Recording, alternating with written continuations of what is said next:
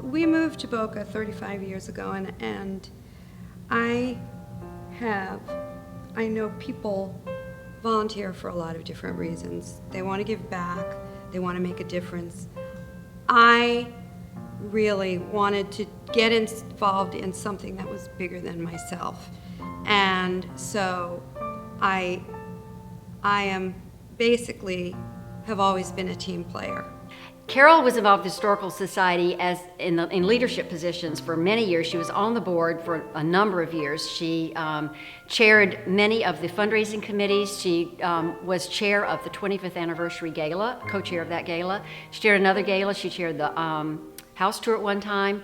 But she was very active in the Historical Society, and then when I joined the Historical Society as executive director, she and Susan were co-presidents, I believe, my first full year here. And I met Carole 30 years ago, also in the junior league. I had just moved to Boca Raton, and our league had just become a league, and so I moved my membership down to Boca, and then Carole and I were on the training committee together. It was our first time working together in a volunteer situation. I don't want to say that any particular volunteer role defines me, but I think it's certainly a major part of what defines me as a person. I mean, along with being a mom, along with being a wife, along with being a grandmother, it's just a part of my being.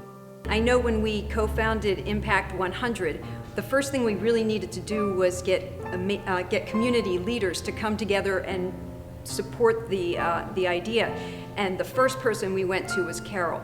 Not only did Carole support Impact 100, but she really believed in the concept and jumped in, joined the board, and headed up the grants position for the first 2 years. She headed the grants committee. Carole has worked so long and so diligently for the betterment of the community and for the betterment of individuals as a whole, that her process is just, she has no fear.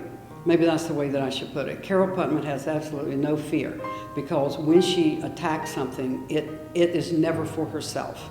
It is always for another cause, and for a cause that is going to create a better environment in which we can raise our children and be a part of. I believe in the wisdom of the collective brain. So it was natural for me to want to get involved with a group of people who felt the same way. And there were a myriad of opportunities here. And what I found was one volunteer role often leads to your next volunteer role. So you work on a project, you finish a project, another project comes along, you get introduced to other people, you get to know other organizations, and before you know it, you're part of a team that just goes out there and gets things done. Carole is one of those interesting people that say a blend of softness and sweetness, but of toughness and strength. I think what I love the most about Carole is her humility. She does a lot, she's a go-getter, she really is passionate about the things that she cares the most about, but she's incredibly humble. It's never really about Carole, it's always about the bigger picture and the people that she's trying to serve and help. The most important thing is, if you're going to volunteer for something and you say you're going to do it, then do it. If you can't, if that's not who you are, there's lots of other things you can do. But I don't care what you want to do, what your interests are, what you want to do, there is a volunteer group that needs you. And there are so many choices, but believe me, the rewards are amazing.